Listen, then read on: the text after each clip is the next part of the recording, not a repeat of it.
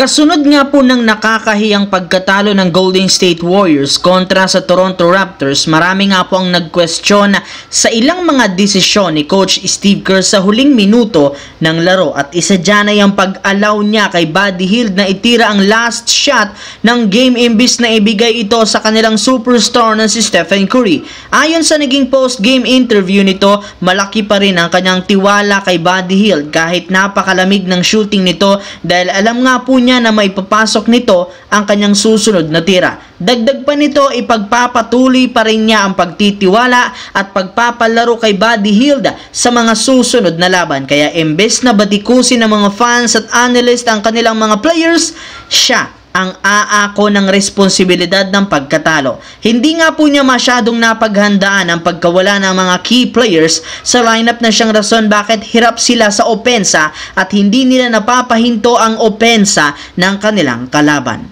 Samantala, sa kabila nga po ng effort ng Los Angeles Lakers kontra sa San Antonio Spurs, natalo pa rin sila dito matapos ang nakakahiyang performance sa fourth quarter kung saan outscored nga sila 37-13. Hirap nga sila ditong makapagtala ng points sa pagkakaroon ng napakaraming turnover at nahirapan rin naman silang depensahan lalo si Victor Wembanyama. Maging si Coach JJ Redick aminado na parang wala silang player na handang dumepensa at kumuha ng rebound sa loob ng painted area. Ibig sabihin, sinisisi nito ang kanilang front court sa pagkatalo dahil hindi nito natutulungan si Anthony Davis. Kaya mukhang maging si Redick kumbinsido na oras na para gumawa ng trade ang Lakers sa lalong madaling panahon. Ayon nga po sa isang balita ng isang insider, personal na nga pong kinausap ni Rob Pelinka ang front office ng Charlotte Hornets para matuloy ang pagkuha nila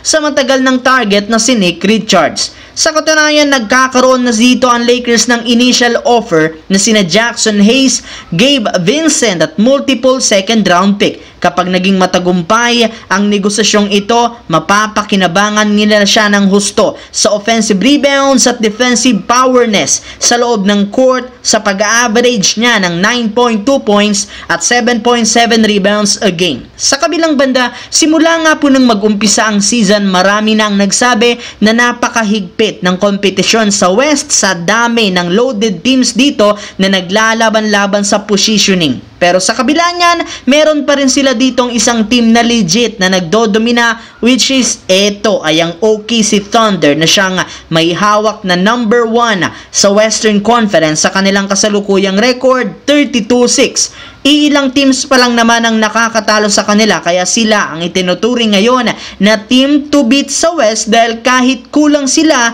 sa lineup dahil wala si Chet Holmgren dahil sa injury, dinodomina pa rin naman nila ang mga malalakas na team na kanilang nakakalaban. Paano pa kaya kung makumpleto na ang kanilang lineup? Kaya kung meron mang isang team na siyang standard sa pagiging isang title contender, eto walang iba kundi ang OKC Thunder dahil kapag natalo at nasabayan nila ito, sigurado nga pong may kakayahan ang isang team na makapasok sa playoffs.